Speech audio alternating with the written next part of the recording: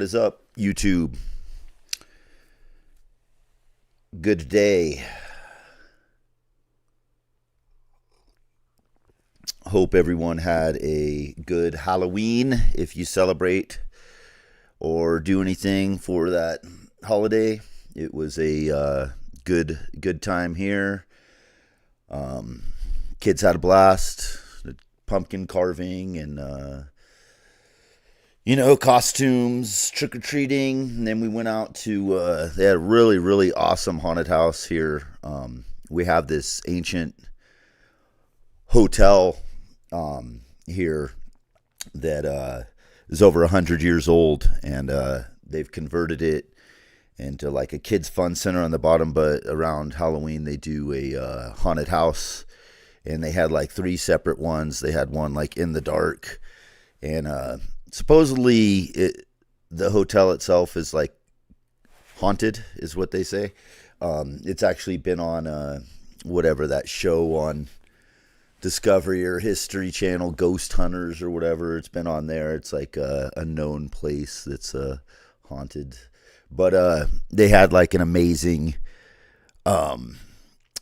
There's three cool ones they had, and but the last one we went on, the popular one, was like all these animatronics and like crazy stuff popping out of the walls and zombies behind stuff and huge spiders that come down and squirt shit on you, and like it was pretty it was the most impressive haunted house that I've been to. Apollo Hanzo, what's up, man? How you doing? Let me know if let me turn this down just a little. I can see the volumes. Look like my mic was just a little hot. Let me know if the sound is okay. If you don't mind. Yeah, it was pretty good Halloween. Kids had a blast. I mean, there was parts where they would jump out like of crazy walls and out of the ceiling, and is in this ancient, like, this hotel's over 100 years old and is up in the rooms. So there's like bathrooms like full of like bloody shit and stuff coming out of the like tubs, and it was wild. It was super cool. And Grandma came along with us. I was a little worried for Grandma. Yeah, it was fun. Doing good. Sounds good. Hey, thanks, Apollo. Hope you had a good Halloween. Yeah, it was fun, man. That place is pretty cool. It's the old commercial hotel back from the old days. I don't know when the last time they actually had like people actually stay there. As long as I've known, it's been closed down as a hotel. They used to have the casino on the bottom floor, but I don't know, about 5 years ago or something, they closed that up, and now it's like they made a fun center for kids down there. It's like an arcade and stuff. But it's extremely creepy up in those on the hotel floors, and what they did like to turn it into a haunted house was like pretty epic. Like, I was expecting it to be like cheesy, you know what I mean? Most haunted houses I remember going to as a kid or whatnot, I mean, there was some cool stuff. I remember going to one in San Jose that was pretty creepy when I was a kid. But this was like, wow, I had no idea. I mean, they had like thousands and thousands of dollars of like animatronic things coming out and popping out of things, and then real people mixed in. There was one area where we went in, and there was like a cage area, and there was like, they had like all the whatever you call them, the animatronic, the fake bodies and stuff, that would move.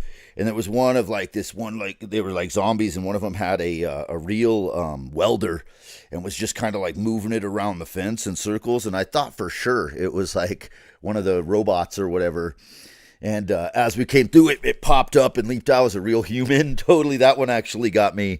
I was like, oh shit. Startled. But yeah, it was an awesome time. Kids had a blast. Like, definitely epic haunted house experience. And it was fun. A lot of fun. But Crazy Wabbit, what's up, man? Thanks for popping in. Tactical MIDI, good to see you. Yeah, man. It was a good Halloween. A lot of fun. We got tons of trick or treaters, which was cool. This neighborhood goes off, our neighborhood, on decorations, and people really go all out for Halloween around here. So it made a good time for the kids, and I had fun. Yeah, good stuff. But now it's already November. It's hard to believe that this year's going to be almost over. It's crazy. Went by quick. But yeah, just chilling today. I actually slept in a little bit this morning, which I almost never ever do. We stayed up kind of late watching some scary movies and stuff. Did a proper Halloween. But yeah, Gear Tube, what up? Welcome, Absurd TV. Thank you for joining in. Hey, Trusto, good to see you, sir. Yeah, I hope everybody had. Oh, I caught your. I was busy yesterday. I missed your stream, Trusto. But man, that jam you guys did for your Halloween stream was epic, dude. Like super cool. I dug it. Moser's bass lines on that. Some of that I was like, it was sick. That was a really cool. And the video you guys made for it was really cool too. Did I hand out records?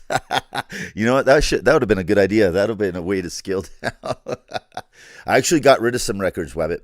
I did get rid of a chunk of some stuff that I didn't want or need, and went to a worthy place, and some doubles. So I have been kind of scaling down a bit on that, even though last week I bought another 100 records.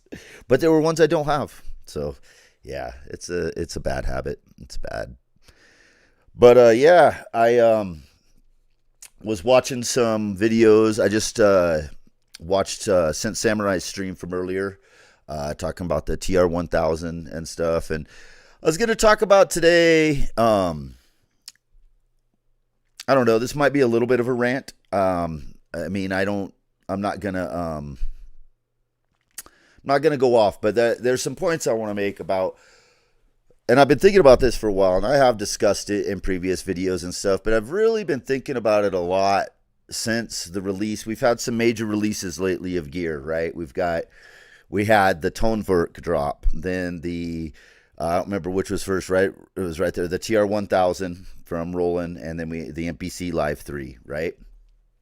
And whenever a new piece of gear comes out, there's always a lot of, I don't want to say drama, but there's a lot of, it gives a lot of people something to talk about, right, in this space, because when there's no new releases or no news, there's not a lot to talk about in our little gear, little universe we live in, which can be rather shitty and toxic at times. People like the way that, people gear shame. They mock people or talk shit on them for what they bought or what they didn't buy or what they decided to do. And I just feel like it needs to be addressed because it's the worst part of this community to me. Hey, Conductive, thanks for joining in. Moser, what's up, dude? I was just telling Trusto, man, that I loved the jam. I listened to your stream, your Halloween stream, and I really dug that jam, you guys.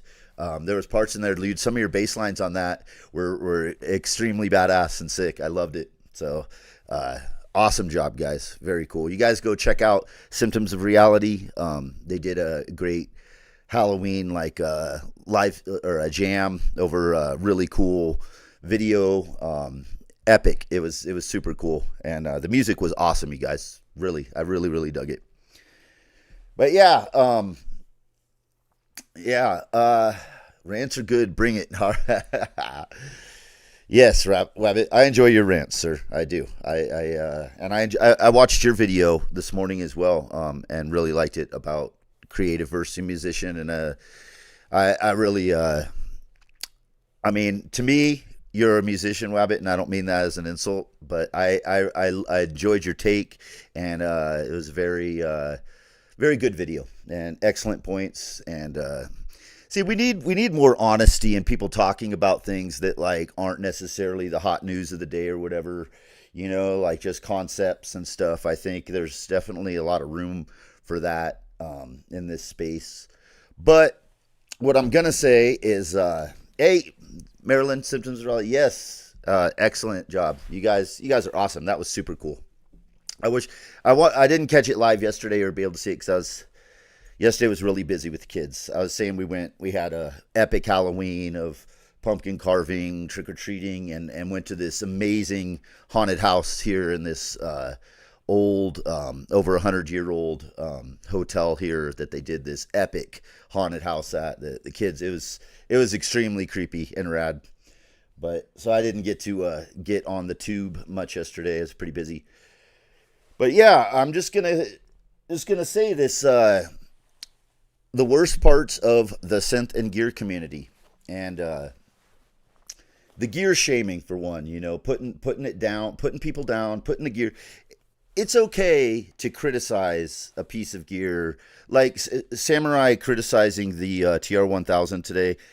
Absolutely legitimate criticisms and whatnot.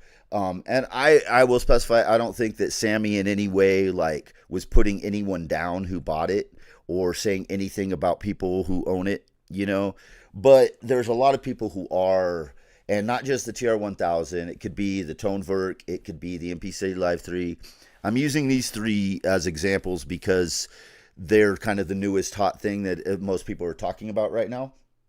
But it's kind of just sad and pathetic that and I'm sure there's a lot of reasons for it. I mean, for some people, it's that maybe they're biased towards their brand or their product, right? That's what I think is one reason. Another reason is people, maybe they can't afford that piece of gear and they're jealous or have to hate on it in some way to compensate for their way of not being able to own something that they wish that somebody else has. So the broke boys. So you got, the brand loyalists, the broke boys. Then you got those who don't think you should buy anything at all and stick with the old stuff. The old gear loyalists, we'll call them. That are like, oh, why should I? You're stupid to upgrade to this thing from this piece of thing. There's these multiple reasons. Yeah, it was a super fun time, Trusto. Super, super awesome. I'll talk a little bit more about it because it was so badass. But hey, Max Slack, Polymused, thank you for joining in. It's sad. It's just gear. Exactly. So you have trying to analyze people's reasons on why they troll others, or care about how anybody else spends their money or the gear that they choose to make their sounds on is really odd and bizarre to me in the first place.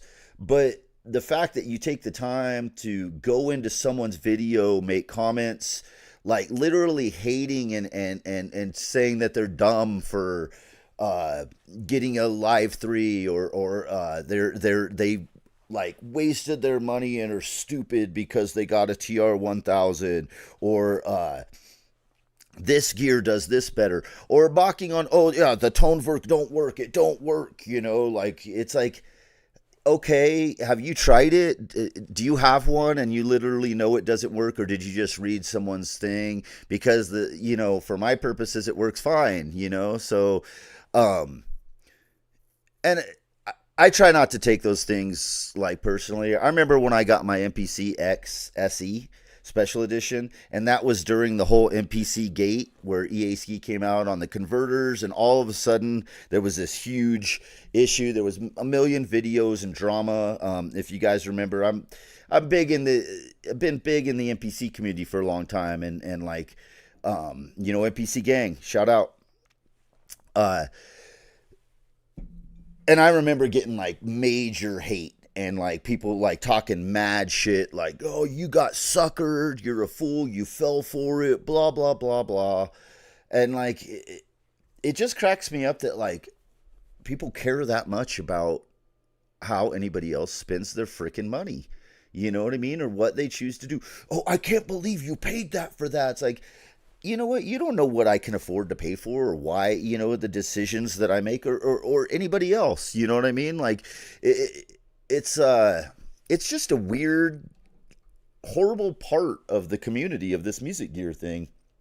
And like I said, there's no problem or issue with criticizing a piece of gear for its shortcomings, what it can't do, what it, it's one thing to criticize the company and the gear. That's, open sport. We can do that all day. That's what this space should be for, is to call out the companies and try and get better products made and to have better things. I agree that we shouldn't be freaking beta testers when you're paying thousands of dollars for a piece of gear. I agree that if you release something, that it should be at least be able to do the functions of what you're advertising it to do right then. But when you start getting into like tearing into the consumer who purchased the product or using it, it's just a bad look. You know what I mean? It's just like, it's weird. It's toxic. There's no positivity or anything that comes out of it that leads to anything that's like productive in the conversation. Whereas if you're knocking a piece of gear or a product for shortcomings or things it can't do, that should be a message to the company, which does have some productive aspects to it, in the fact that hopefully they listen and won't do it again, or try and do better. Is what we're wanting. And that's what I think, like Samurai's video on the TR-1000 was like, was calling out Roland. He wasn't calling out, people who own it. But I do see a lot of that, calling out people who own it, or like, I can't believe you got the MPC Live 3 because you could do everything on the Live 2 and blah blah blah blah blah, or like telling people the TR-1000, you're a complete idiot because the TR-8S can do all that. Like the people, the retro loyalists, the guys who, it could be they're a broke boy and can't afford it. Could be that they're the reasons I listed of my theories of why people troll like this. There could be others and stuff that I'm not reading into. Maybe just people, I don't know if some of them are even real. You know what I mean? Maybe some of these things are bots. Because from what I understand, like a ton of comments and things that we're seeing all over YouTube, social media, everywhere, like a large percentage are bots. So, and they're AI bots that are programmed to argue and start shit with people and stuff but who knows? We don't know for sure, right? And I guess it doesn't really matter the reasons or anything behind it, but it's just toxic. And can we just stop? Like, can you just not give a shit about what someone else bought, or the reasons for it, or how they afford it, or any of these things that are not, like, you don't know that person's workflow. You don't know what they need in their studio. You don't know how much money they have in their bank account, and none of that fucking matters, and it's none of your business. And I'm just kind of fed up with it, that it's like, it's all over, the other part of the worst part of the synth and gear music community, besides the gear shaming, is the gatekeeping. Looking down on others, or not wanting to let, you guys know what gatekeeping is, but like, there's a lot of that, especially in the older segment of our community, who've been around for a long time and have amazing collections of synthesizers, and they holding their nose up at people because they they use like Volcas and pocket operators or something, and I have my Prophet 10 and my my Moog Voyager and all these like classic synths. Hating on Behringer was a big thing for a long time, and there was still a lot of that, of the gatekeeping on like, and that's another really just horrible, toxic, shitty part of the community. And I just think we can do better. I think most people are pretty cool in this space, that if you get to know them, just like in any aspect of life, people can argue about religion or politics all day, but when you actually sit down next to someone and talk to them, you can usually find common ground. It's not like it's always being told that it's, black and white, Coke and Pepsi, Apple and Android. We have options and common grounds that we're just because you like one thing or think one thing doesn't mean that you have to hate your neighbor. This goes the same way with gear. Um, if you don't like Moog, that's fine. But you don't have to like hate on someone for that. If you don't like Behringer products, you think that they're cheap and dog shit and they're not knobs suck, that's fine. But don't hate on somebody who likes it and uses it. Don't mock them and like put people down. Don't shame them. Don't gatekeep, because it's just a bad look, and it just puts a bad brown smear on the whole community when you do that, like a shit stain in in a pair of underwear. You know, it's just like it's not cool, and I think we can do better. I think the community's better than this. I think the majority of us, it's always the minority that's the loudest. You know, that's why you see it.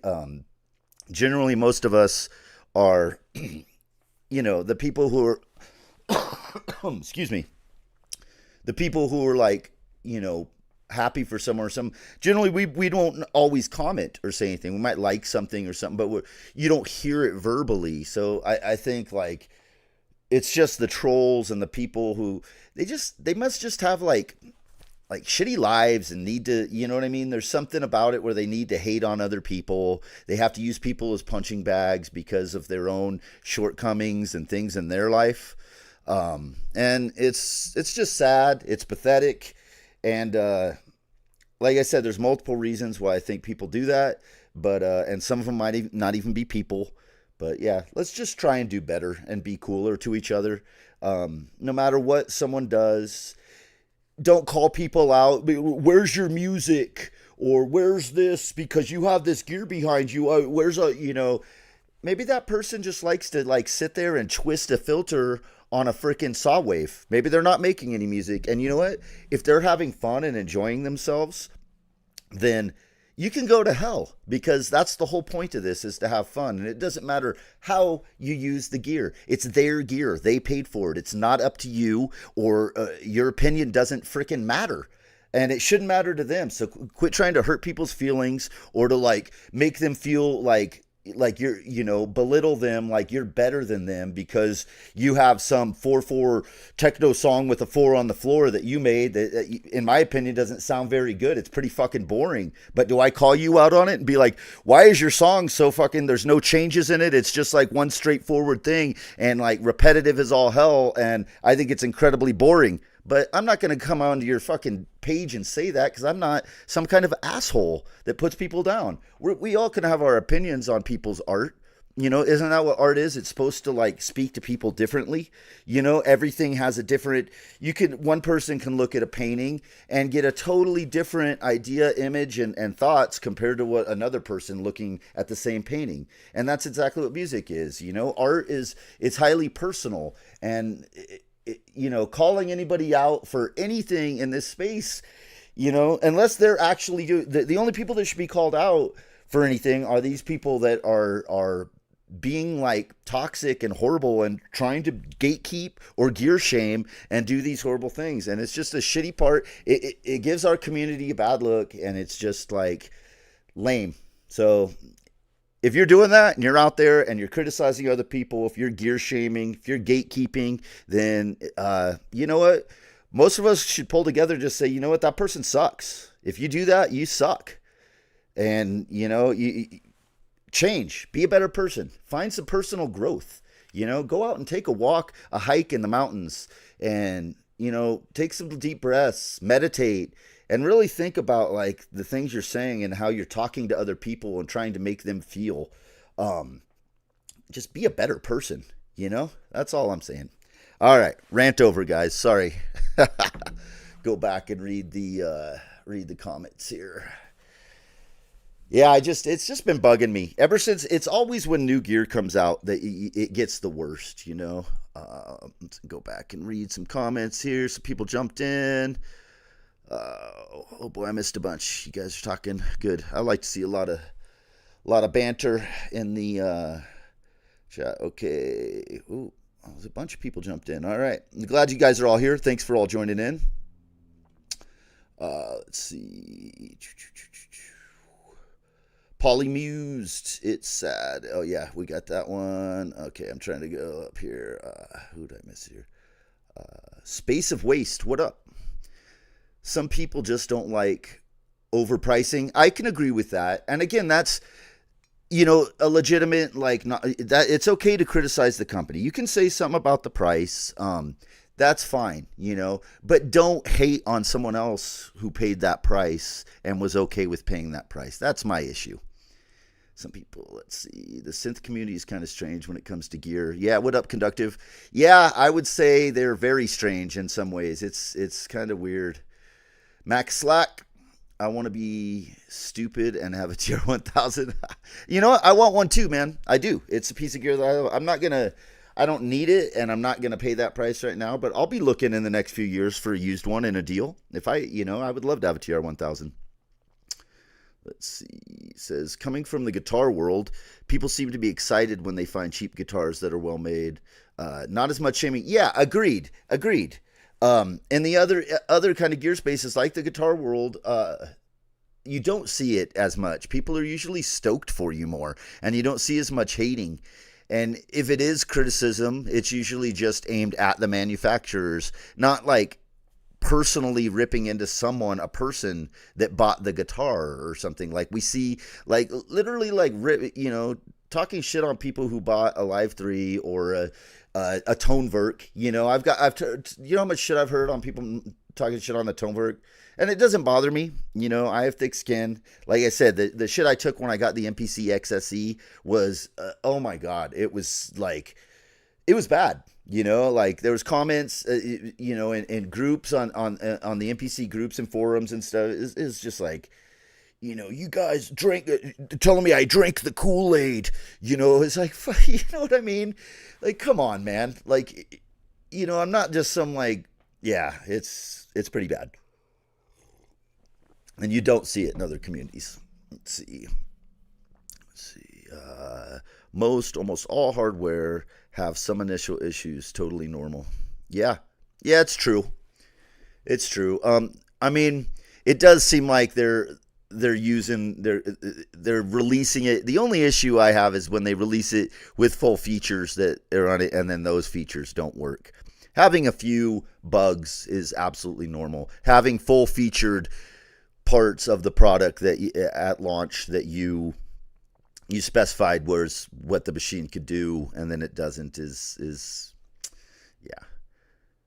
Imagine guitar players shaming a company because they make a guitar that looks like a Strat. Max, good point, dude. Exactly. Why would we yeah, I mean, yeah, that's a whole thing too. That's another part of it, is like shaming the companies. I mean, I don't have as much issue with anybody wants to talk shit on companies. Do that all day in my book, because those are corporations. I think they can take it. An individual who took their hard-earned paycheck and bought a product and they're enjoying it and liking it and doing whatever the hell they want with it, whether they're making songs, whether they're making sounds, whether they're just making a little and listening to that all evening and enjoying themselves. Those are the people who are attacking those folks are the ones that I take issue with. Let's see, GearTube, how you doing? Had a video about it, telling grown man what they should do with their finances is certainly immature. Agreed. 1000%. Yeah, but anyone, wait, let's see.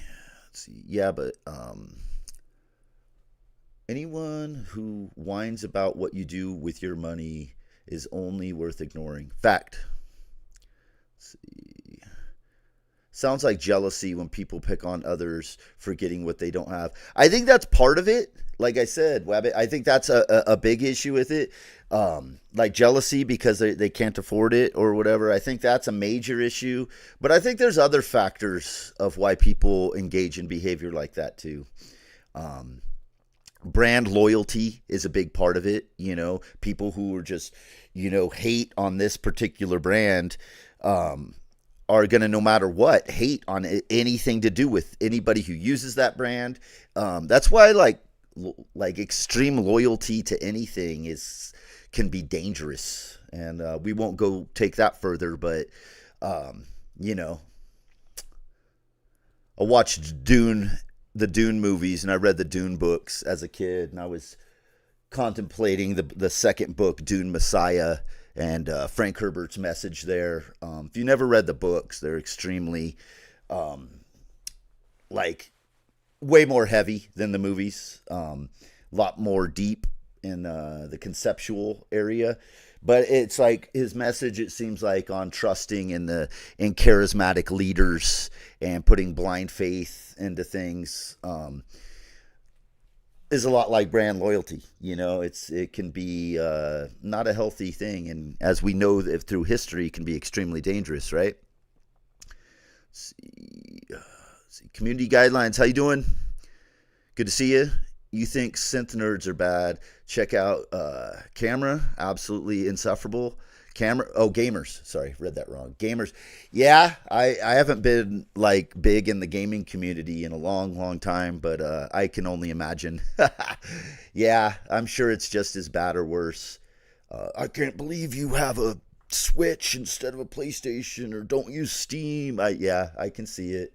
It's not just in this community. I just feel like we're such a niche, small community that I don't know. I just think we can do better as a community. I'm jealous of people with decent PCs and interfaces. I have no room to talk. Fair enough, Max. I mean, jealousy is human nature, right? But it's how how you respond. Let me see. I didn't turn this on. See if this helps. Yeah. That's too bright. I don't like that. I think we're bright enough in here. Um, how you respond to your jealousy. We've all gotten jealous or maybe coveted something in our life that somebody else had. I mean, I think that's impossible to escape being human. But how you act on that, how you treat that person, what you say and do to them, kind of defines you as a human, I think. Can you control your jealousy to not hate on someone else because they have something or whatnot? That kind of defines your ethics and your morals and like what kind of person you are. And if you have to reach out under a pseudonym behind, your keyboard and be that warrior to talk a bunch of shit and mock someone because of jealousy or whatnot, then you have some issues, man. And you need to look deep in yourself and figure out why you care that much to hurt someone else over it. Let's see. Or their life is miserable, so you get to be a punching bag. Exactly. That's another big reason. I think we see that in our regular lives, don't we? At points, we see people that are like really mean or cruel to others, and it's because they have a shitty life. I think it's sad when you see that in children. I remember seeing, like, not understanding that at the time back in school of like, so that's what I think some bullies and stuff are. Just they have a shitty life and they're being bullied in their home lives, or something horrible's happening and they're taking that shit out on other people. And if that stuff festers and you become an adult and it just festers and grows, then what do we end up with? We end up with like these trolls that are just looking, they can't hurt people physically in real life.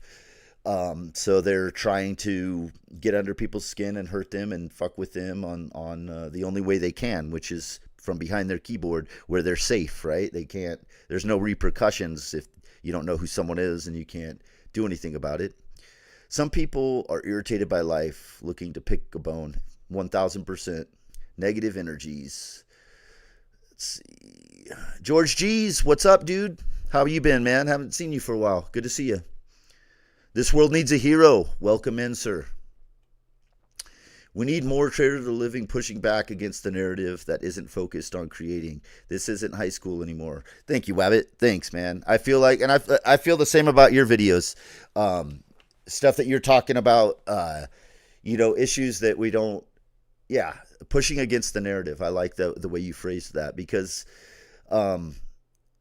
we're in a creative space. We're all creatives. We should be focused on that. You should applaud anyone for whatever they're doing, even if it's not your cup of tea. You can still, you know, be for what they're doing and what the case is. You don't have to like every single piece of art or anything, but you can still like respect the artist. And respecting the artist, part of that is not shaming them for gear, not gatekeeping them on what they can afford, not being concerned about the things they can afford that you can't. These are all things that I don't know. Maybe in my early 20s and stuff, when I was a younger man, maybe I hadn't come to all these realizations and understandings. Maybe some of these people that are talking like this, I don't know their ages.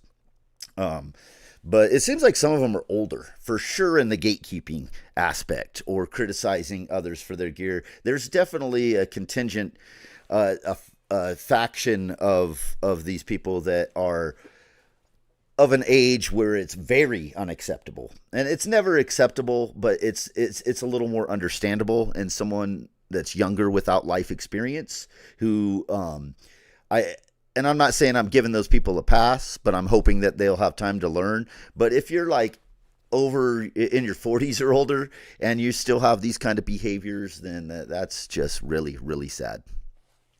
Let's see. Driving and lurking. Nice, George. Always driving. George G's. You're not working on Saturday, are you? Damn, dude. Hopefully you're driving with the fam or on your day off. But if you are making that overtime bread, I know how that goes. So more power to you. Let's see.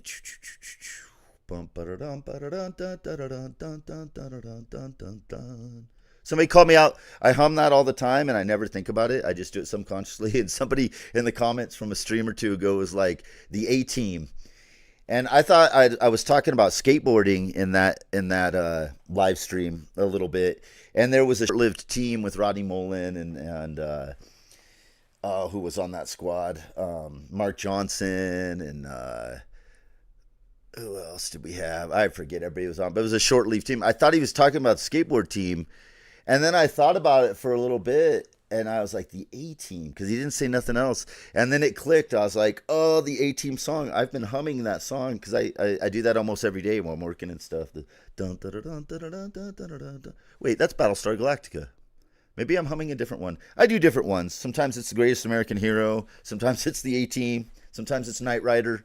You can tell what era I grew up in, right? Let's see. When I watched a lot of TV, Draw Droolers. Shit stains running white. Oh, yeah. Oh, I'm way behind, guys. I'll try and catch up here. Make sure. Hey, Warhard Arts is in here. Good to see you, sir. Cress, what up, man? Make more music. Exactly.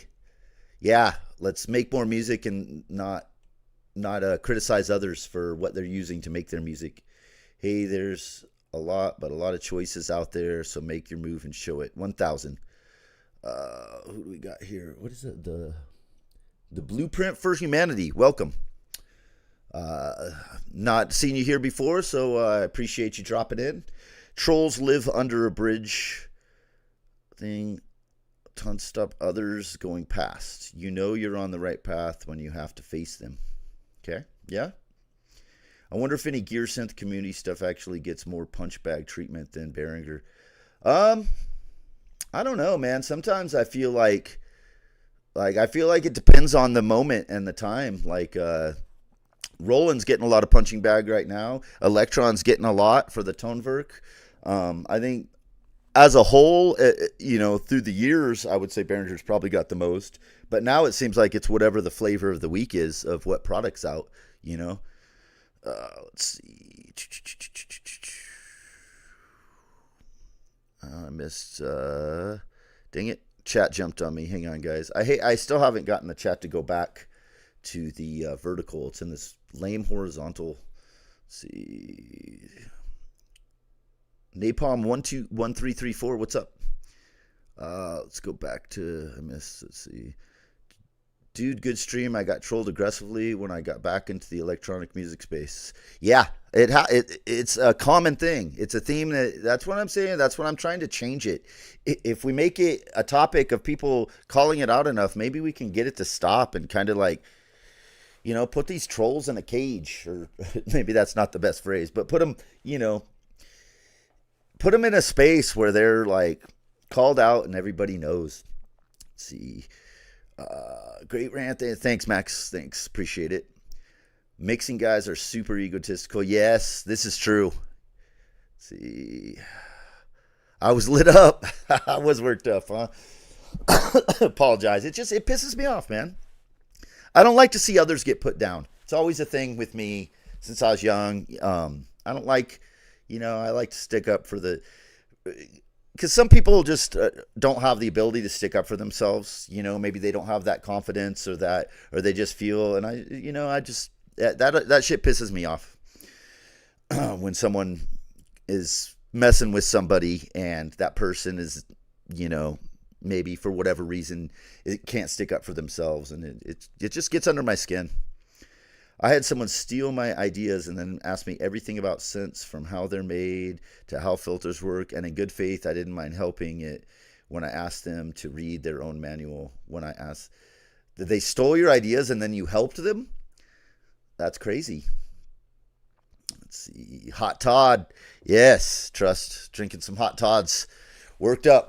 Plant seeds every day. How you doing? Who are the trolls? I'll troll them for you. Just go into, you see them all over the place in the forums and stuff, and comments on people's videos. You always see these people that just insult and put people down. They took an insult that I would not teach them synthesis, basically, I guess, after typing this out. That's weird, because it's in this day and age with YouTube and the internet. I mean, it's pretty easy to learn anything. I mean, to be honest, the community is probably one of the most toxic I got online, though generally, unfortunately. Yeah, that's what I'm saying. But again, I don't think it's the community at large, Napalm. I think it's this small vocal minority that are very loud, and we see that in a lot of spaces. It's usually the most toxic and the worst that are the loudest. The people who are the most positive and stuff usually are, someone with a piece of gear that's working fine and likes their gear isn't going to go online and start saying all these problems or talking shit. People who are grounded in their lives are usually going to be, just a little more chill and less vocal about things in general, in my opinion, in my humble opinion. That's what I think. That's why I think it's like, the noise of the negative ones outweighs the positivity of the positive ones, because they're just louder and they're more vocal. And maybe we need more comments and stuff of positive. I see a lot of positivity out there, don't get me wrong. It's just, yeah. Crazy Wabbit says, some trolls rocking them high price fancy gear, looking down. Yes. Yeah. And those gatekeeping, that's another big issue. That's another part of the toxic community. Hating on someone because they have something that's affordable to them is just, it's like, yeah, you drive a Ferrari, but you're upset for someone who has the Corolla or whatever, like talking shit on them. It's like, it just makes no sense to me, Let's see. Thank you, Cool, of course, keeping it real. Thank you. Some trolls are two-faced, for sure. For sure. The lower the entry barrier, the lamer the punks entering. Yeah? Let's see. Come a little closer here. Knew a guy who had 20K worth of synth and did not know how a filter worked. That's crazy. Hopefully he's learned by now. See, question for us all. Does a tuning fork of recent times tune into frequencies of tuning forks of long ago? A friend said that changed, so if I ask you guys, since you could show the answer, does a tuning fork, a new tuning fork, Tuning frequencies of tuning forks of long ago. I don't know. There almost seems like there's a question within there that's not related to tuning forks. I mean, I've only ever used like tuners. I've never used a tuning fork. So if that's a question on face value, I can't answer it. But if it's a deeper question on tuning into frequencies of long ago, with modern ways of doing it, that would be something I would need to contemplate for a while, because that's a very deep philosophical question there, Plant a Seed. I try to be loyal to the experience versus the brand. That's a good aspect. That's a good outlook and way to do it. I like that, Webbit. Rourke, what's up, dude? Welcome in. Dude, I wasn't judging, just fully bewildered. You only got halfway through the second Dune book, Rourke. I mean, I read them in high school. I was a voracious reader of science fiction and fantasy from like junior high till I was in my early 20s. Then I went through a phase for like 10, 15 years where I only read nonfiction. A lot of, biographies, autobiographies, and stuff like that. And then I've kind of come back recently. The only reason I was like referencing Dune is I'd watched the movies recently. I showed my daughter, got into the movies, and she's starting the first book.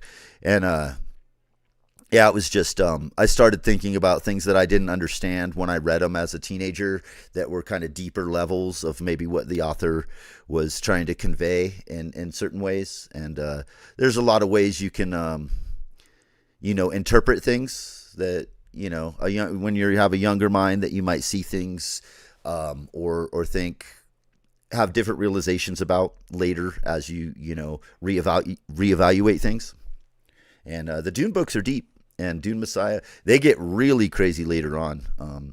When you get into Dune Messiah and it gets into Leto 2, it gets really, really crazy from there on into God Emperor and all that. It's the series goes way, way off the charts from your typical science fiction. Those books are heavy. They're heavy and deep. I love Frank Herbert. I've read a lot of his other books too. Years ago, like I said, I like science fiction. I have a huge science fiction fantasy collection because that was a big thing for me when I was young. That was one of the first things I collected other than music was books. And we used to go all over. Any town I'd go to, anywhere, I'd always stock up on old sci-fi. And my moniker, Trader to Living, is from an old science fiction book from Philip Jose Farmer. Just full disclosure, Philip Jose Farmer was one of my favorite authors when I was younger, and I always liked that term, and that's where I took it from. Let's see. It says, when I tried to explain how a filter worked, he took insult. That's ridiculous. Rourke, you had a live stream today. I'll have to go back and check it out. I missed that. I only caught the Symptoms of Reality one this morning. I had to listen to that when I was making breakfast. I had to check that out, which was amazing.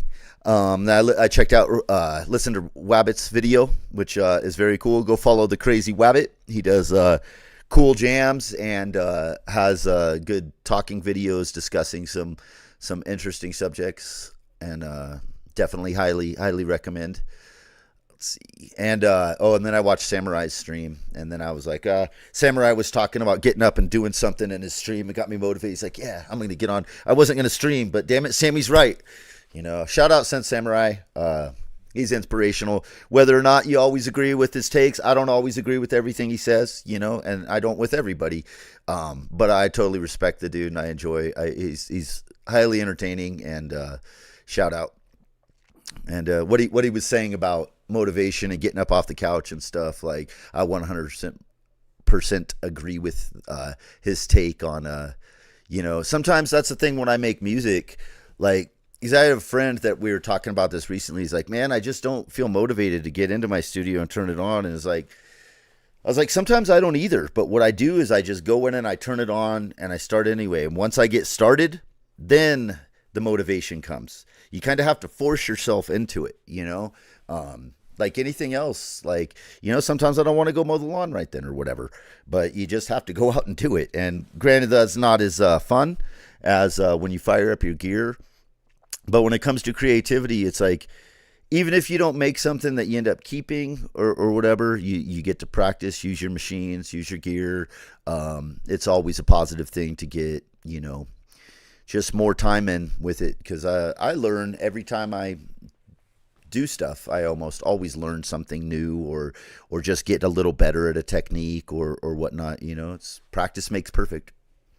And yeah, Sammy was 100% right of forcing yourself. And those are the times, maybe he's right, that those are the times you most should go do something. Let's see, I don't know, what is the golden tuning fork of old? Right? Yeah. I kind of want one. I'm going to have to look on eBay after this for this golden tuning fork of old. Funny, the gear loyalty thing. I have 5 Electron boxes. Will probably never buy another one. 4 out of 5 boxes broken at some point. Oh, damn. That sucks, Space Waste. Damn. I have, how many Electron boxes do I have? So I have 1, 2, 3, 4, 5, 6, 7. I have 8 Electron boxes. And I haven't had any of them break. What I've heard of issues with the buttons and stuff, but yeah, I only use right now about 5 of them. I have the model cycles, which I do break out sometimes, but my kid takes that a lot. That's one that she likes to mess with. So, and then one of those is like analog heat. I just use for effects and stuff. But that's a bummer. You've had problems with electrons. Let's see. Crazy. Let's see. I'm more loyal to designers like Dave Smith or Robert Moog. Fair enough. I like that too. I mean, yeah, I like, for sure. I'm a huge fan of, Dave Smith, Robert Moog, Roger Lynn. I can get behind that than the brands themselves. But I mean, Dave Smith kind of was a brand too, and was Moog. Weren't they kind of, those designers were the brand, as much as they were the designer in those instances. As with Roger Lynn now with the Instrument, he is the company, is the man, is the brand. I don't know. It's hard to separate those. Obviously now they've both passed away, and they are brands that aren't those people just using their names. So nowadays, yeah.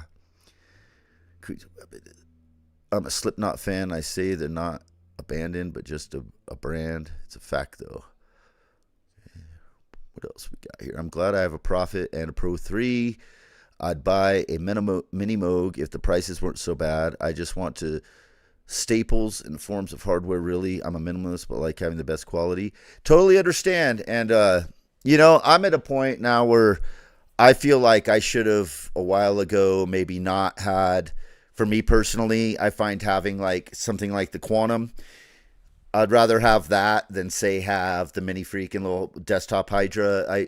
Nothing against those. I love those machines, but having just one quality piece, there's something to be said for that. Napalm, Noir preaches that doesn't preach it, but that's like one of his things he specified, is instead of just having, a few $500-$600 pieces, having one like few $1,000 one that does everything and more and is a quality machine. But that's not necessarily how everybody's work style or how they want to do it. Some people like to have smaller pieces that they do in different things. But I'm with you on having just a few minimal pieces of high quality gear. You're pretty much set for life, right? You don't need anything else. So the new stuff comes out and you're like, oh, that's cool. Whatever. I have a Quantum. You know what I mean? It doesn't, I don't need or care about. I mean, the FM on that is so amazing. There would have to be something epic that came out that did FM to even make me want to look that way as actually purchasing. So, I kind of wish I would have gone this route earlier on, instead of buying so many smaller things. But I'm not bummed I did. It was fun to, I still love my Hydra desktop. I love my Mini Freak and my Micro Freak and all these things. They have their place, but if I just want now, where I'm just working on this album that I'm working on, I'm just focusing on some set things that I'm using, and having like high quality stuff is, it really kind of kills your gas, I found. Like if you have some really high end pieces, you're all of a sudden not where like for some reason having like some I'm not going to call them lower end, but more affordable devices that maybe don't have the insane capabilities of something like the Quantum or the Iridium. It just kind of doesn't. It makes your gas go away. I've noticed. I have not. There's still some things I look at, but it's not because I'm like gassing for it because it's the new thing. But yeah, I agree with you. There's a minimalist approach with the best quality is a good approach in my opinion, but not necessarily for everyone. We're all different. We all have different needs, different ways, workflows, creativity, and there is no right or wrong way in this space to do anything. So, yeah, the Dune books were great. I still have the David Lynch movie. Oh man, I was talking my daughter didn't know about the David Lynch one. I was like, there's an old '80s Dune movie and stuff. The David Lynch one was a classic. I just think they did such an incredible job on these newer ones. But it was like 40 years ago.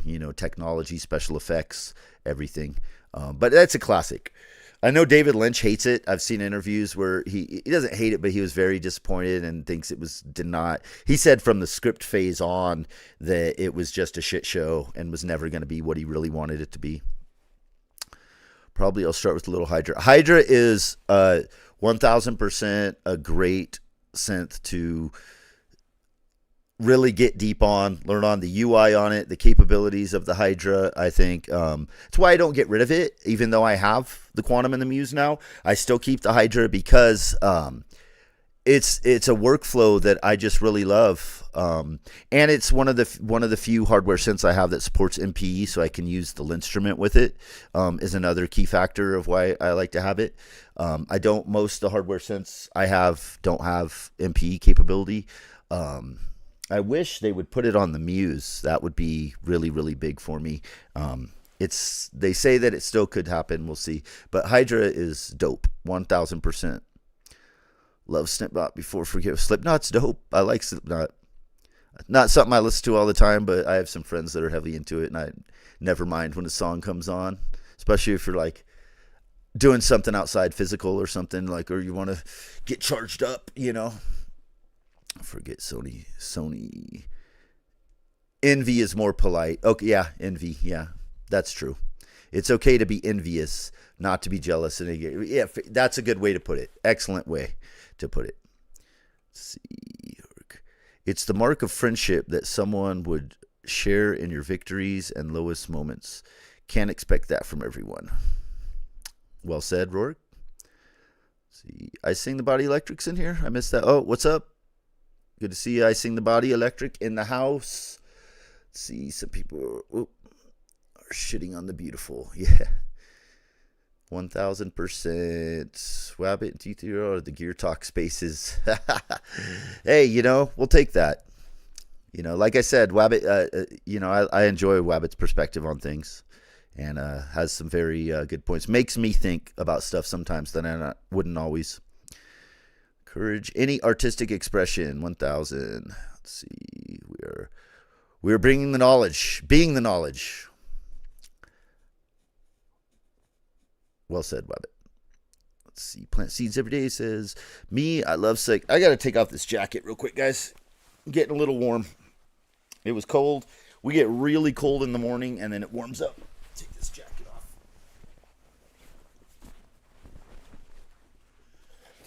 It was kind of chilly in here earlier.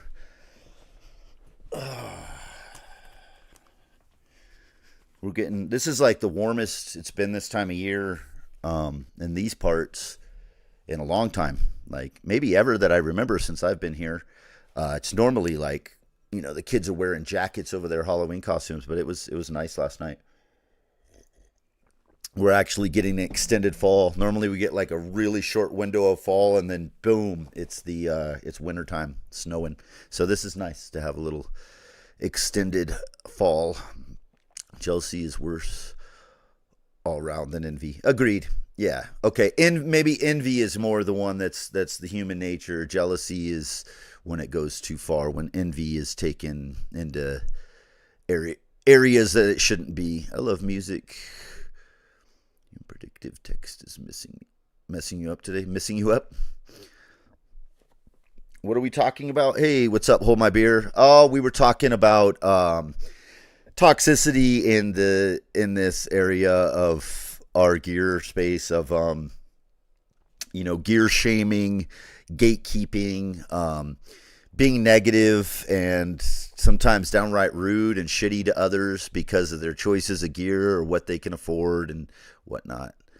Let's see. Studio 8FX, what up? What up? Good to see you guys jumping in. I appreciate it. Oh, chat jumped big time on me again. Let's see. Damn it. Tone Smith is in the house. Speaking of sci-fi, anyone read The Expanse? It's killer. I recommend. I haven't. The Expanse. I'll have to look for that one. I'm not sure. I need to get like caught up on some newer stuff because I'm starting to read science fiction again and horror and like fantasy stuff. I'd like to, if there's some new good stuff out there, I'd love to get turned on to it. Dude, Leto attempts, progeny.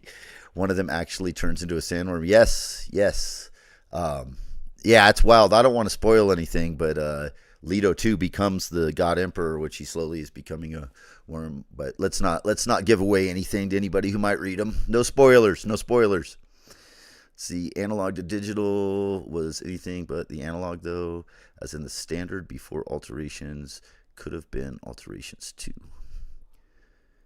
Build routine habits, just do something. Doesn't have to be an end product. I like that. I'm way behind, huh?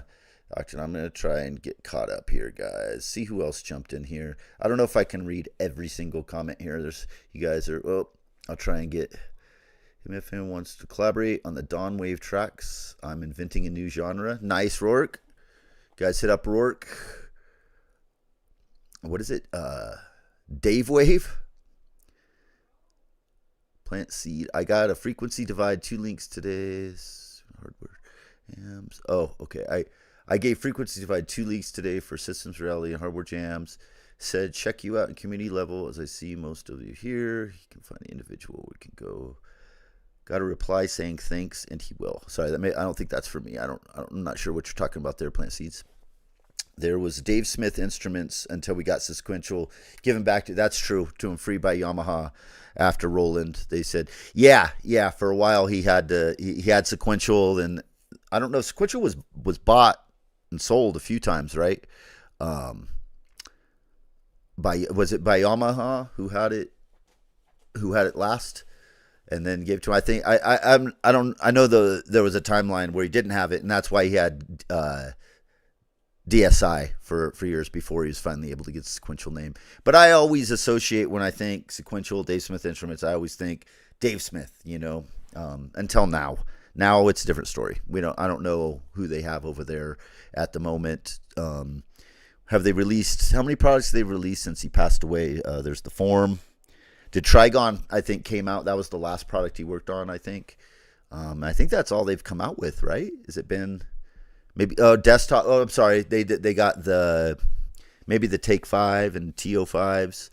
I know one of them's Oberheim, but it seems like Sequential, Oberheim are almost kind of the same company at this point. I think they come from the same developers and stuff, if I'm not mistaken, with a little bit of overlap there between I'm not sure how it all works, but I kind of look at them as the same company. I know they did the desktop versions of some stuff, but Tone Smith, 3 mainline books and 3 novels after the show ended.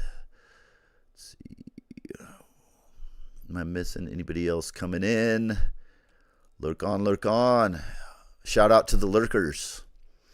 H.R. Geiger, chair in the OG. Yeah. One person's affordable is another person's high end. That 1,000%.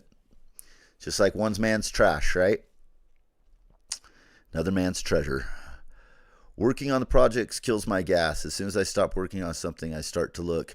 That's, that might be part of the problem with me too, actually, now that you mention that. When I'm focused on a project, I definitely am not thinking about new gear as much as just.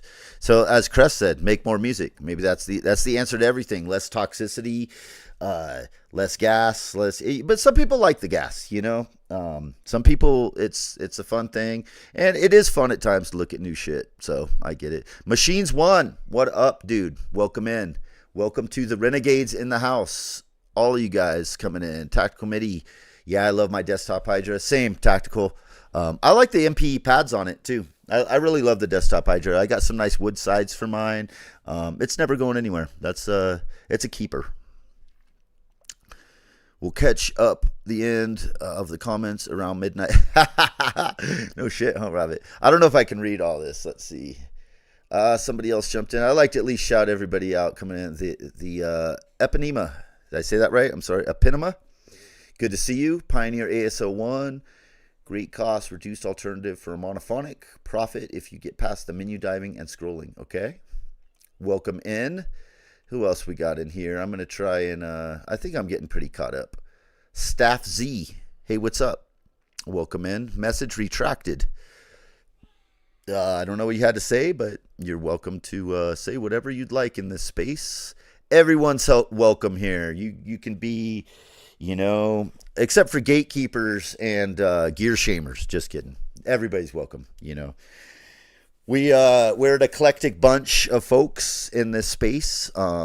Great community overall. I just wanted to call out the negativity, you know, the gear shaming, caring what others buy, caring how they spend their money, being a gatekeeper and like holding your nose up as a snob to someone's choices, you know, whether someone's got an original whatever, or they have the Behringer recreation, whether someone's got a pocket operator versus they have a quantum versus, you know, everything is acceptable and okay, because at the end of the day, it doesn't matter to you. What you pick should matter to you. How you spend your money is all that should matter to you. I mean, the only power we really have in this world is how we spend our money, in my opinion. It's the only thing left is what corporations we choose to support, is the only true power. All these other things they tell us that we have power over, I believe to be illusions at this point. But that's a whole nother conversation. Yeah, I had to call it out, man. And, maybe I got a little worked up there, but you know, I do believe that, we need to be kinder and at least to the creatives, because like I said, some people are able to speak up and they're not able to stand up for themselves. And, you know, we as community, we should shame people that are toxic, mean, bullies, gatekeeping, all of the horrible toxicity of this community, the bad things, the shitty parts of it, because I think as a whole, most people are cool and good, and let's just make more music. But when the majority is silent about the minority doing terrible things, are we not kind of responsible for allowing it to occur? And you can read into that whatever, you know, that could go in any facet of life. But to stay silent on things that are wrong, and there's people being fucked and being treated like shit, especially for just making a purchase, for wanting to do art and be creative. Because that's kind of like the worst thing you can call someone out on. You know what I mean? Or try and be a dick about, is like, you know, it's like if I remember as a kid, like, I had a Diamondback bicycle, a BMX bicycle, and it wasn't like a high-end one. My friend had a really badass Redline, like super high-end racing Redline. And, I remember the kid down the way that lived in the apartments. He was, you know, he lived with his single mom and stuff. He had a Huffy. And, you know, Huffy was the cheap bike, and he came riding with us, And me and my friend were cool with him. We were riding and stuff. And these other kids pulled up and they were on like GTs and like Hutches, badass bike. And they started like trashing this kid's Huffy, telling, making fun of him because he had like a cheap bike. And, and it really, I think that was the start of where I was like, that's just fucked. You guys are mean. You know what I mean? I don't like that shit. So what? That's all the kid's mom could afford to buy him, and the dude was better at the jumps than the kid who had the fucking GT. So, that guy who has the little Behringer, $200 thing might make a way better banger than you are with your, $5,000 freaking whatever synth. So that kind of shit, I just don't like it, ridiculing people for their station of life, how much money they have or decisions they made, really just kind of gets under my skin. And I don't like to see it, as well as I don't like to see,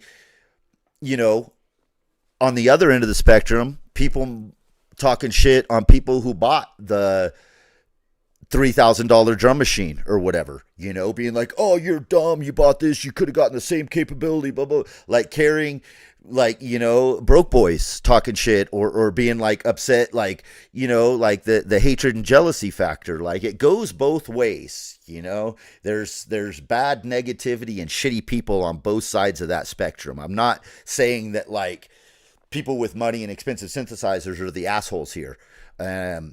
It's just it's a small faction. Like I said, I think a very loud minority of the people, but it goes both ways, like the jealousy and hatred of like, and it's okay. As I said, it's okay to hate on a company, not hate, but to criticize a company and to call them out for features or things on a product is totally fine. But directing that at an individual who chooses to purchase from that company and for whatever reasons, of their own, which are none of your business, hating on them, mocking them, criticizing them, putting them down, telling them they're stupid, telling them they wasted their money, telling them that that they should just save up and buy something more expensive because, I've been guilty of this at times. It's like somebody's like, oh, I want to get this thing. It's like, oh, you should get this instead. It's way better. And they're like, oh, yeah, but that's like 4 times the price. And I'm like, oh shit. Yeah, you're right. You're right about that. Like, because I don't always think about stuff like that. You know what I mean? I think about price. It's not like I'm rich or anything, like the gear, I do save up for my gear, but sometimes I don't always think about those factors when I'm talking to someone that's asking me about a piece of gear. And, because you never know anyone's station of life, what their, their job is, how many responsibilities and mouths they have to feed and whatnot. You don't know a person's situation, and just, none of that should hold anyone. Luckily, we're in an era where nothing is holding anybody back from you. You can get free software and VSTs to make music now. There's options to every level of that you have the ability to create and express yourself. So thank you for preaching kindness. The world needs more of this. Hey, thank you, man. It's just how I feel in my heart. I'm an honest person. And it always bothers me to see, like, cause I can tell, like, there's been a few times in some forums where someone like showed them on a jam or something, doing something, and someone criticized their gear and their choices and start mocking their studio, their monitors and shit. Like, oh, you haven't sound treated your room, or, like there's always this gatekeeping and like bullshit that people, instead of just listening to the jam. And it's okay to give like constructive criticism, be like, hey, that's cool. Maybe you want to lower the hi-hat volume just a little bit. It was a little high. Or maybe you want to pan that hi-hat, or some little, constructive criticism, like super cool jam. I dug it. This is cool. This is a way you might want to, you might not want it to be a mono recording. You might want to record this instead, in stereo or what, things like this, like small, constructive criticism is totally fine and okay. But when you start like ripping people apart on their choices of gear and, oh, I can't believe you're using that, or the other way around, being like all hateful because somebody's like a broke boy and jealous that somebody's got a piece of gear that they can't afford, is like just as bad. just as lame. See, I used to own Behringer Eurorack, Pro DVD player, CD player, 2 decks, Xbox first, Walkman. It was great, and I didn't even use what it could do before I found the sequencer. That was 2003. A dope setup. Hell yeah, I had a lot of that stuff too. I still have Behringer gear from like the early 2000s. Like I still have a mixer that I've had forever. I've got like some effects units. I used to have a bass head that I used. When I was playing in bands for my stack. I had an Ampeg cabinet, but it's all I could afford at the time. I bought the Behringer head. Behringer. See, you can get bullied for having synth over 1K or more. It's whatever. I got a Toneverk and I embrace the hate. For me, it's all fun. There's the machines. It's what to do with them. Yeah, machines, and that's a good example. The Toneverk, it's not getting under my skin. I just think it's like, I don't know. I think the people that are mostly talking shit on the Toneverk have never played one or messed around with it, and most of them have never even used an Electron device, and probably are like not the type of people that could learn to program and work on Electron. As you know, that the workflow, it's not for everyone. So I take it all with a grain of salt, but I do think it's funny, the hate. And people, the TR-1000, the MPC Live 3, I've been using those three as examples throughout this rant, because they're the newest, latest thing, and they're kind of current news, and we're seeing stuff on it. But yeah, the Toneverk hate, it's funny because the Toneverk, I'm just as critical as a lot of the Electronauts on the features that were not fully implemented when it was released. But it seems like the loudest contingent of people like talking shit are people who aren't even like Electron users, which is funny. Let's see, you can't get bullied for. Oh wait, let's see. I read that. Should have stuck to it because it had kids let things slide. I'm here. Should have kept up and been here years ago. Oh, I see what you're saying. Yeah. Sometimes life happens that way. Plant seeds. I think everything, a time, a place is for a reason. So you're here now, and that's all that matters. You've got 20 years of gear behind you. Yeah. I mean, that's a lifetime of gear. When I look at gear now, it's like a lifetime piece. It's gonna take me the rest of my life, and I will still never master everything the quantum can do. And I'm okay with that. But the exploration and the journey. And the fun of it is what it's all about for me. I couldn't play good then, but I sure could have done things by now. Yeah. Gear tube. Oh, did I miss Quam? Oh, Comestic, what's up? That's who said that. I'm sorry. Oh, wait. I didn't see that. Thanks for joining in. I started with PC controlled by a really old Roland Piano Plus, and people I respect kept mocking it.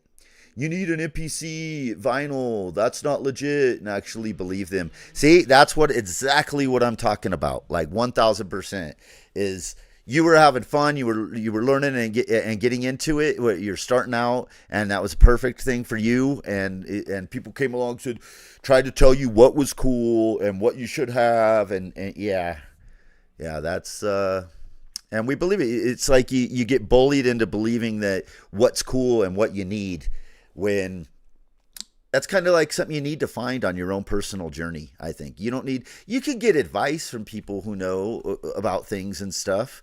But it's another thing to give advice, and it's another thing to just like straight up like put someone down. Oh, that's total shit. You need to get an MPC and a record techniques. And yeah, I know exactly what you're talking about. Gatekeeping is in every community. I know. And it should be called out everywhere. Gatekeeping is lame in any facet of anything we're into. I listen to many people, but I wouldn't tell them to make it sound better for my ears. It's their message, not mine. Agreed. The only time I usually will give criticism, constructive criticism, is if it's asked, I have friends that sometimes send me jams or things like, hey, what do you think? I'm thinking about releasing this as a track or putting this out. What would you think? And in those instances, I'll give like just my opinions on ways that, but again, I always say, but that's just me. For you, like it might be different. And I get that from, I have friends that I reach out to that I really respect their opinion. That sometimes before I'll put out a track for video, be like, hey, this is the mix I've made of this. I have some friends that like are like really good professional mixers and masters. I have two friends who own music studios, so I have the luxury and of like some professionals that I can reach out to just to get advice from time to time. And I don't always take their advice because sometimes what they're wanting is not my aesthetic for my music and stuff. But I don't like just go on to random strangers videos ever and be like, cool jam, but you need to like the kick drum needs to be louder or something. Like no, I don't think that's cool to do. But for friends and people that would be like, glad to hear your opinion or whatever is a different story. Yeah, I think doing that on just some strangers beats and stuff is kind of whack actually. But if you're posting it in, say, an NPC group, a beat, and being like, this is a new beat I made, what do you think? If you're doing that, you're kind of opening yourself up to that. And I guess in that instance, as long as you keep it like constructive and positive, not like, oh, it sounds like total dog shit. I wouldn't like use this to clean up vomit with or whatever. Like if you're like actually like being like, oh, it's cool, I like that.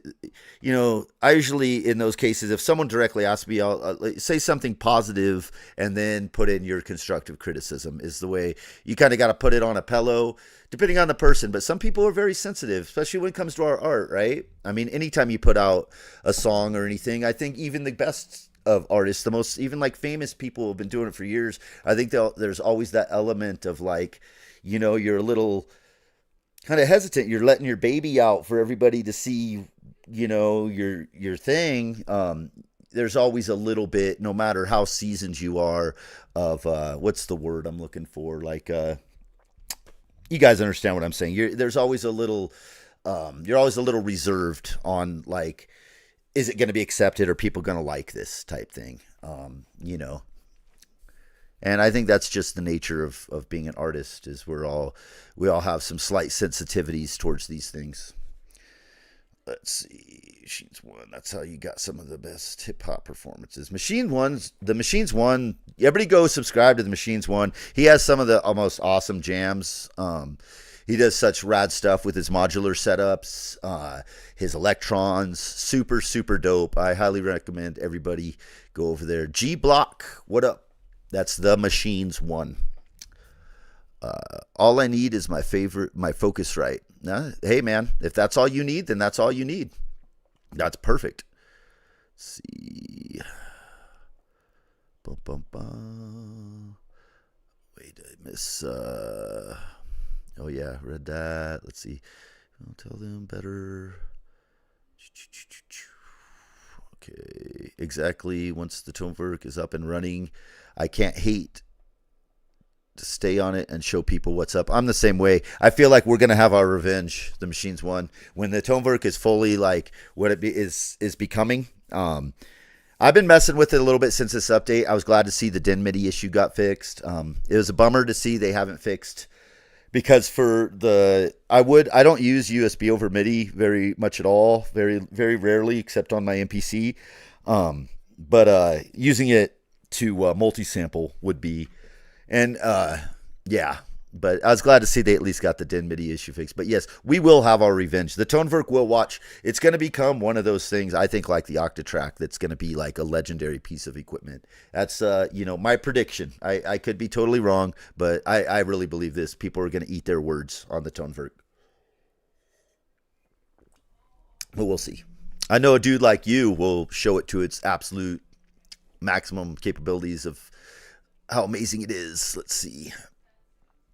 I'm not even up to date. Was the release as shocking as the Digitech 1 release for promised features? Yeah. Oh, wait, not hate. Gotcha. Can't we say, yeah. Um, yeah, there was some features, there was some issues when it launched with MIDI jitter and some problems that it wasn't performing exactly as it was marketed to. They've since, in a couple pretty quick since its release, in my opinion, firmware updates have fixed some of the issues. There's still an issue with the USB MIDI jitter, so things are off, I guess. In that, I haven't tried to use the USB MIDI because I knew there was a problem. I just used DIN, but it had a problem with DIN, and that's when I was bummed because I'm a 5-pin DIN guy. Let's see, 5-string bass Zoom effects pedal, but couldn't play any of it. Why have you got right to criticize others? Wait, 5-string bass Zoom effects pedal, but couldn't play. So I found a pleasure out of making loops out of people's work. Did have many discs of. Okay. No, I don't fully understand you there. So you're saying, yeah, you found pleasure out of doing that. Okay, I see. Yeah, man, that's what's up. It's all about having fun. At the end of the day, if you're not having fun with your gear and your music, then something's wrong. Because this is supposed to be fun. It's supposed to be creativity. Supposed to be about fun. It shouldn't be about most of us, we're hobbyists. We have our professional lives, our daytime grind, our responsibilities with life, with family, with all these things, and making our music and doing this with the gear.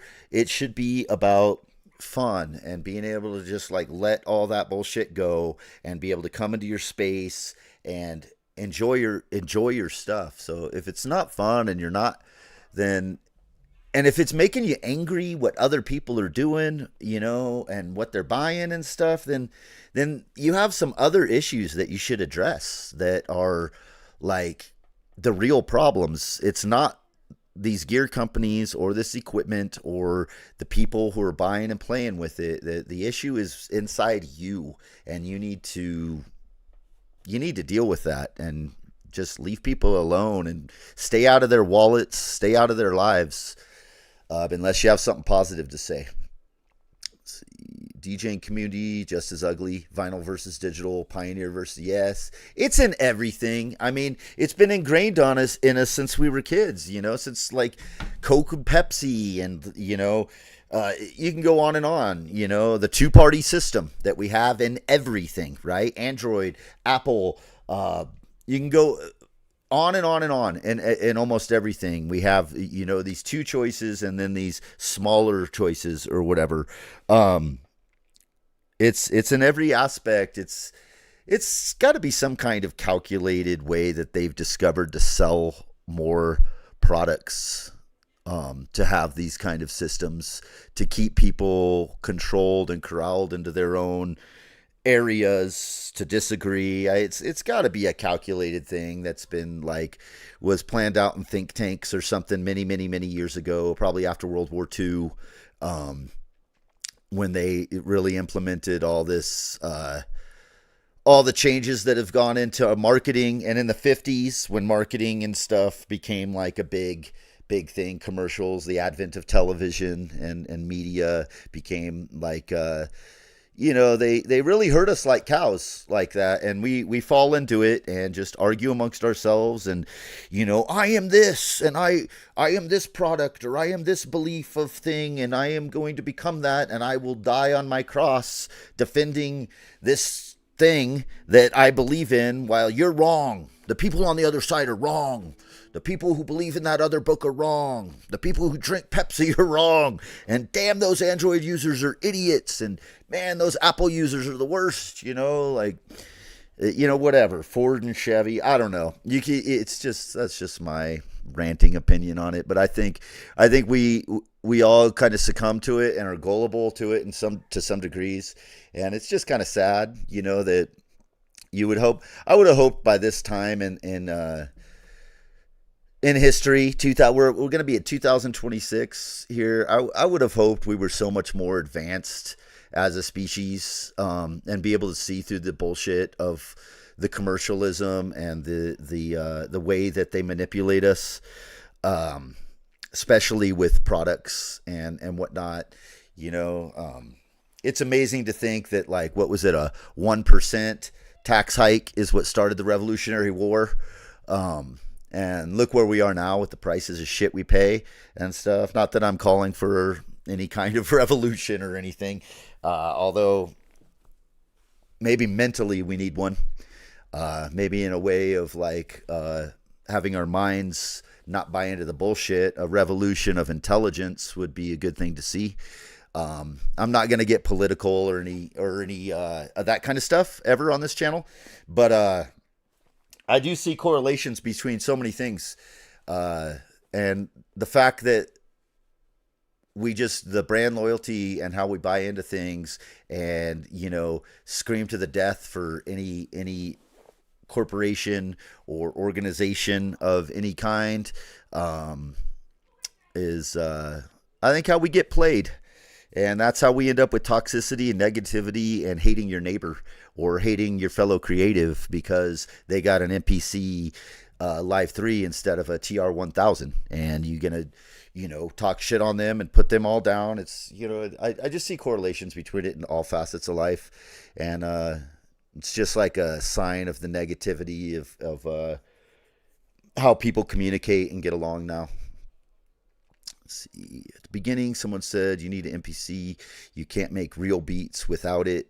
Just because my instrument for 7 years. Yeah, see? I mean, yeah, you can't make a real beat on a machine. You can't make a real beat on a Push 3. You can't make a real beat on a Digitac 2. You got to have an MPC, Or somebody. It's just ridiculous that it's like, dude, people really believe that? You know what I mean? Because as we know, real beats that are like making money, like real producers that are getting their music out there and getting paid, getting their music on the top Spotify playlists and all that stuff, they're not using any of this stuff. They're not using no hardware. They're using everything in the box. So I mean, what is a real beat to those? You know what I mean? Like the real professional producers are 1000%. Noir's talked about this, Samurai's talked about this, and it's 1000% right that it's very minimal. People are using hardware. Maybe outboard processing stuff, but people aren't making their beats and their stuff. They're using Ableton and Logic and this stuff is what, so the whole argument of what a real beat is anyway is just funny. Let's see. What is Tone coming in saying? Hell yeah, Machines. Deserves a shout out, man. I really enjoy your jams. Like I said, everyone head over. Machines 1.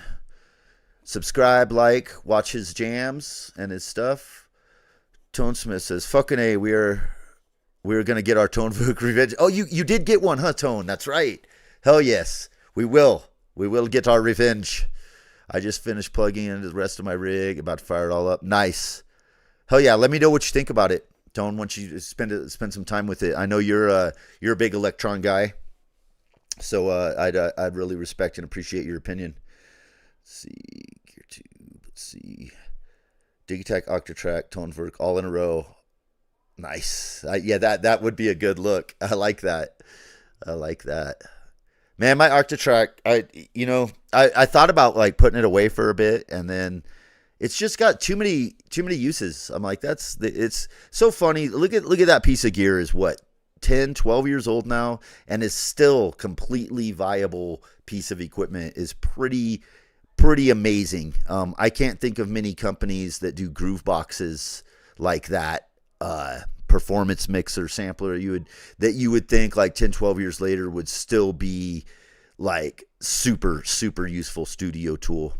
I mean, you can use anything from any year, but to be as like viable and like adaptable as the Octatrack is a pretty phenomenal accomplishment. See, bless you for playing Octatrack. Hell yeah. Such a quirky machine. Octatrack's awesome. Waiting for an MK3. Yeah, I don't know. They say it's never going to happen, Machines. I'd love to see it. Now I will say the people drinkers are wrong. Everything is cool, though. A DVD player has nice reverbs, spatializer. Nice. I've used VCR for recording audio. I was experimenting a few years back when I was getting heavy into tape. I got a couple VCRs, some Super VHSs and stuff from the thrift store, and I was experimenting with using them for audio. Um, and got some really nice results from doing that. I might do that again. I haven't hooked them up in this new studio. I had a section in my old studio that was just for tape, and I don't really have room in this one. But I kind of miss doing that. I do have like a section for my reel to reels to do some tape looping off of the test equipment, but I kind of miss messing with cassettes and VCRs. I want to get back into that, especially cassettes. I have a lot of different cassette recorders and players, and I've got like old Tascam 424 and stuff that I enjoy doing with those. Let's see. Oh boy. Sips of Pepsi Max while looking at all I wanted was a Pepsi. Yes, the Vapors comes in with the suicidal tendencies reference. What's up, dude? Just one Pepsi, but she wouldn't give it to me. Yes. If you know, you know. Let's see. Shout out $3 bill. Let's see. Trader Lee was learning, but wasn't picking it up enough to sound good. Love the DJing stuff, but ears don't beat match good. Understandable. Played with phasers, 1/16 beat, double up, double fingers, cutoffs. Nice. Yeah, I feel you. Let's see. How does the MPC workflow compare to Electron? Never tried MPC. Totally different world. Completely different experience. I think that MPC and Electron are the two best sequencers that I've ever tried. But completely separate worlds. I mean, the thing about MPCs is you have the pads, so you can tap in live drum, do things like that. It's just got a great, straightforward, the MIDI syncing on it is top notch for controlling other gear. Originally, it was called the MIDI Production Center. So that should tell you everything. It was built by Roger Lynn to be a MIDI production center. They've later changed it at some point to Music Production Center. But I think as a sequencer, I absolutely love the MPC. The workflow, it's different. The Electron workflow is completely super unique. You can live record in, but it's not like velocity sensitive pads. But it's a step sequencer, and you can parameter lock, as they call it. So you can change sounds per step. You can, well, you know the Electron. Yeah, you know the Electron workflow, you said. But it's the MPC is kind of more straightforward of sequencer type. I mean, now the MPC Live 3, I did get a short stint with that. Has a nice step with sequencer on it, so they have changed their game in that. The new step sequencer is very dope, but it's still not as advanced as the Electron one as far as the amount of capability, as you know, you can do with probabilities and everything you can do with trig locks and trigless trigs. And I mean the Electron world is of sequencing is nothing compares, in my opinion. It's the greatest. There's a lot of things coming out that are taking from that now. I know there's some dedicated sequencers out there. Wabbit uses the Oxy 1 or Oxy 1 MK2. That thing looks amazing. There's things out there that I think are starting to come close to what Electron could do. The Electron, and that isn't that the thing, is when we buy these boxes, you're really buying the sequencer on an Electron. That's the main sell point of these things. Granted, there's amazing synth engines in the Digitone 2. I love the monosynths and the Syntact. I think they're absolutely badass. Toneverk as a sampler, they all have the things they can do, but what you're getting with an Electron is the sequencer, in my opinion, because you can use it to sequence outboard gear and stuff. MPC is just a different experience. It's changed a lot through the years from the 2.0 software. Now we're into the 3.0. They've really, really changed it a lot. It's become more of a workstation, in my opinion, like an old school workstation. It's like a DAW in a box. It's got, VSTs, instruments, everything's there built in to create like a DAW in a standalone format.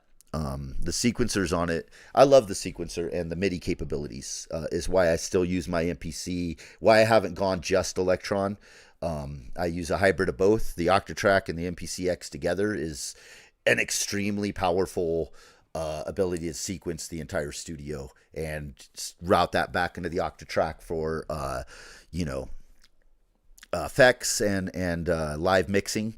And then now I've put the GR Mega into the mix with it. So I'm still figuring that all out because it's a new addition. I kind of been switching things around, configuring, and that's going to be evolving over this next year till I probably find a way that I'm super happy with it. But yeah, I love the MPC, but I did return the MPC Live 3. I went into that in the last stream and gave my reasons for that. But I'm a huge, Toneverk's not going anywhere. Everything is preference. We are not our products, and our products do not define who we are, or at least they shouldn't. Agreed. Yeah, if you can't, your brand is not the identity. These are just devices we use at the end of the day to either make bleeps and bloops and have fun, or to put down a serious idea of a track, or to just sound design, whatever purpose you want to use it for, whatever floats your boat, makes you happy, whatever blows your hair back or your skirt up, depending on who you are. That's what it's all about at the end of the day. So, you hear that? Somebody's getting pissed off at a video game out there. Yeah. The boy's on the, I think he's playing one of the Tomb Raider games. Let's see. All right. I'm probably going to be calling it here shortly, guys. I've been on for a while. Morning, Probes. How you doing? Good to see you. I love my Hermod on my modular for sequencing. It's really awesome. It's like a mini Hapax. Dope. I'm not even familiar with that. Sounds cool. I know I've heard good things about the Hapax. So it's like a modular little a module that does for your sequencing. Sounds cool. Anyone had a chance to play with the Deluge? Curious about that one. I've never gotten any time with the Deluge, but I would love to. I've always respected and looked up to people who use it. I think it's super cool device. I've thought about getting one at times, but I think Crazy Wabbit's got one. Yeah, the Deluge is dope, and I think it's like open source now, right? So like people can add their own stuff, which I don't know. I think that's cool thing. Hey, If Dots, what's happening? Thanks for joining in. GearTube says, I've been waiting for Kai to make a standalone in the form factor of the MPKs. Yeah, I don't know if that's ever going to happen. That would be cool. After getting into the Max for Live, I've just gotten so far away from gear recently. I do want Live 2. I do want Hive 2 though. Yeah, you're really getting into the. I totally understand. I've wanted to kind of go that route. I have thought about that. If Dots, just saying screw it, getting Ableton and a Push 3, pushing all this hardware aside and going full bore. So I applaud you. I like to watch your journey on this. Keeping Toneverk over MPC Live 3 says a lot. Yeah, I mean, machines, my reasons for it was nothing against the Live 3. I think it's an amazing device. It mostly had to do with the I/O, the ins outs, and ability to replace my MPC XSE for as far as being able to route to the whole studio. That was probably the big reason. That was probably the main reason. And then just the features that I have, I just realized like it was an upgrade that wasn't necessary for my purposes. So nothing against the Live 3. I think it's a phenomenal machine. Just the Toneverk, I wouldn't even compare those two as two things, but the Toneverk brings something completely unique and different and sounds. I love the way it sounds. I talked about this before. I think the Toneverk is like one of the most amazing sounding devices I've heard in recent years. So nothing against the Live 3. It just considering I already have the MPC XSE and its capability with the new updates, and I'm not a guy who plays out of the studio with my MPCs. I don't really have the desire to go to the park and make beats and stuff. When I get out of the studio, I kind of put the studio out of my mind, and try and leave the gear and all this. I don't really talk about this stuff much in my real actual life with people, family, friends, and coworkers and stuff. Very little do I discuss. It's just here within the community and with y'all that I focus and talk about these things. And I love to talk about gear. It's why I like getting on. But the Toneverk just brings something unique, and I just have a feeling it's gonna evolve into something. I don't. It's like nobody can define it exactly what it is, like not even Electron themselves really yet, of what it is. But I know they've said that it's got a lot of room under the hood for improvements, features, additions, like and that we can see all the blank spots on there and the things that we knowing Electron, it's going to evolve into something like really, really interesting. So Toneverk. And I knew that getting into it. I knew it was like an experimental new device. And yeah, I love the sound of it. So nothing against the Live 3 or anybody who got the Live 3. It just wasn't for my workflow in my studio. Let's see. I owned one before the old screen. It's fun, but there's a lot of shortcuts you have to remember. And you have to use one knob to tweak a ton of stuff. Were you talking about the... Oh, you were talking to, I see. Sorry, you were talking to, I made a subharmonic on Maxwell. Yeah, you were talking about that. It has like 60 downloads. That's sick. More successful than any music stuff. That's awesome, If Dots. That is rad. I love that you're doing that. That's super cool you did that too. Echo Craft, what's up, dude? Welcome in. Shout out to the man, the myth, the legend. Oh, dude, sorry I'm late. Have a drink on me. Hey, Echo, appreciate you, man. Appreciate you. That's I really, really appreciate that, dude. Shout out Echo Craft. If you haven't, go check out Echo Craft's channel. He did an awesome demo with the Behringer LM drum. Changed my mind on it. I spent a little bit of time with a friend's LM drum and was not really blown away. I didn't put enough, I think, time and effort into it. And it was early on. I think they did a firmware update a little bit later. It was very early on when it first came out. But listening to what Echo does with the LM drum really convinced me, changed my mind on it. That is a really dope, badass drum machine. Everybody go over to Echo's channel and check out his demo. Really, really good stuff. He does great demos, and I love Echo's little live stream drive to work rants and stuff he does. He's a highly entertaining dude, and everybody go over there, like and subscribe. Let's see. Appreciate that, Echo. Thank you. Let's see. Surprised Akai haven't made a VST of the classic samplers. Yeah, I mean, well, they kind of have in the MPCs. They have all the classic sounds you can get or whatever. I don't know if you'd call those, but I know what you mean. Like full-on versions for VSTs for in the DAW. Yeah, I'm surprised they wouldn't have done that just as a cash grab, honestly. Yeah, music is not popular context in this area. Got to be really creative, stand out. True. I wish all I owned a Toneverk and a Bass Station 2. Hey, you know what? I love the bass. I bought the Bass Station 2, and I'd never got to play one. And I watched Alex Ball's video a while back. He did on the Bass Station 2, and it was more. It's an epic video, but that Swifty version came out, and I really liked the look of it.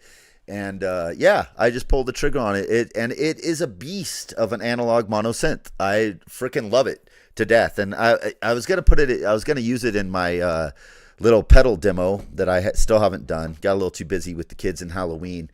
But I'm still gonna do something with the Oliveira but I was going to use the base station 2 for it because and maybe just a patch making thing, but love that. And it's affordable, man. You don't need to buy one of these new Swifty versions. You can get like a really cheap just whatever base station 2 and then do that Aphex Twin update where you every key on the keyboard can be a different sound and just get like crazy stuff on it. Super dope machine. Love it. That's the only Novation synth I've ever had. And it's a cheap plastic build, you know, it's not like a high quality, but the sound on the thing is amazing. Love it. Let's see here. Toneverk is you want a Toneverk and a base station 2? That's a combo. It's funny because I have them. Can you see? I have them right next to each other. The Toneverk and base station 2. Let's see, legend. Echo is a legend. Use Air Lo-Fi and Air Filter plugins to recreate them. Yeah. There's plugins within the. You can use a lot of the plugins from your MPC in your DAW. I found. I didn't realize that until not that long ago. I was looking around. I was like, oh, all my Air plugins that I downloaded are actually in my DAW as well as the MPC, which is nice because some of those are cool. Yeah, especially the Lo-Fi Pro or whatever it is. That one's super cool. Let's see. Base station is amazing. Hell yeah, Echo knows. Yeah, I love it. That was like something I was not gonna get or whatever, like wouldn't have thought. But then I watched that video and I got hyped, and then I saw that Swifty edition. It's like I kind of like the look of that, and I was like, well, I could buy a used one, but I kind of want to get that one. I like the way it looks, and it's cool. I got it next to the Hydrasynth with the Mini Freak there, and the Digitone 1 for drums. I use that as for my FM drums, and it's just like a little side island area of jamming. Because right now I've kind of been breaking things up into islands instead of trying to have everything hooked together. And it's such a pain in the ass to like with MIDI and everything to try and play everything I have in one thing. I like to have it like, you know, like right now I jam with the Quantum and the Muse. Shout out the Muse. Echo Craft knows the Bogue Muse. Absolutely freaking love the Muse. You're part of the reason I ended up pulling the trigger on that. Is you're talking it up and your demos on it, Echo. So thank you. I've been a huge fan.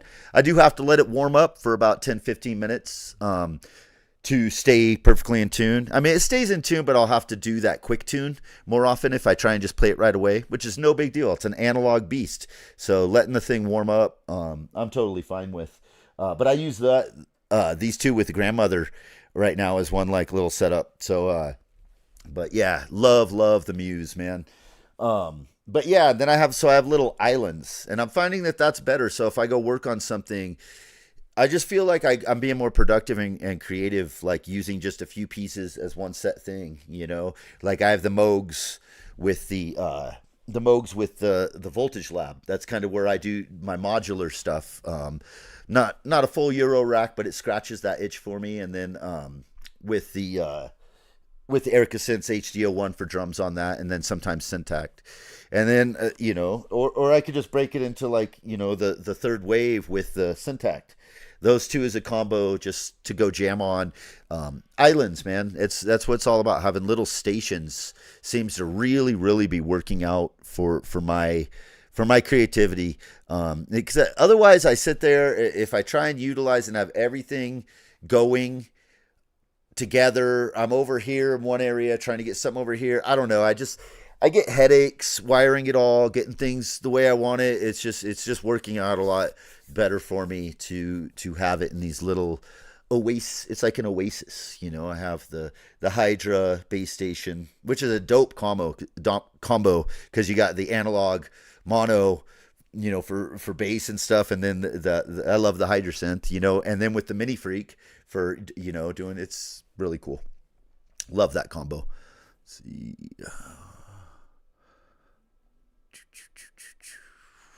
George G's is back.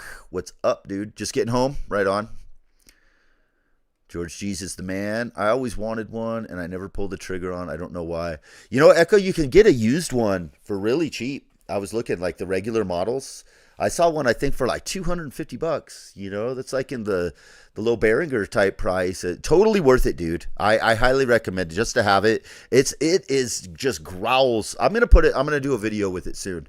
Because I was making some of my own patches on it recently, and it's so I love the interface, everything about it, the drive, the filters. It's just a beast, a beast. Every bit like that's another old piece of gear that's still like completely fucking relevant to this day. Let's see, shared living. I killed the whole battery. Yeah, I need to get off, man. I've been on for a long time. This is a long one. I appreciate you guys all coming in. Base Station 2 is a little beast, big time. 125. See, George gets the deals. Hit up George. I think you're not far from him, Echo. He'll find you a deal on $125. I mean, absolute steal. Even if you don't need one or want one, if you can grab one for around $200, I mean, it's a no-brainer. It's just a great freaking little synth. Can't praise it enough. Now I try to listen to the creators, not the chefs cooking the meal with the other person. Yeah, smart way to go about it. Good to see you, George. All right.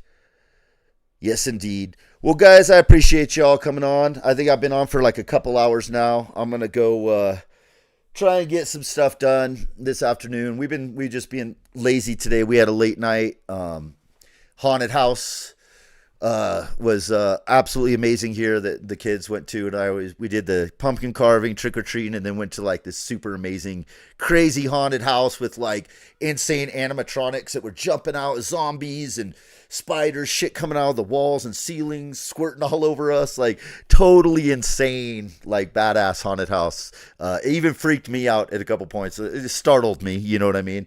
But my little one was like, they gave them glow sticks.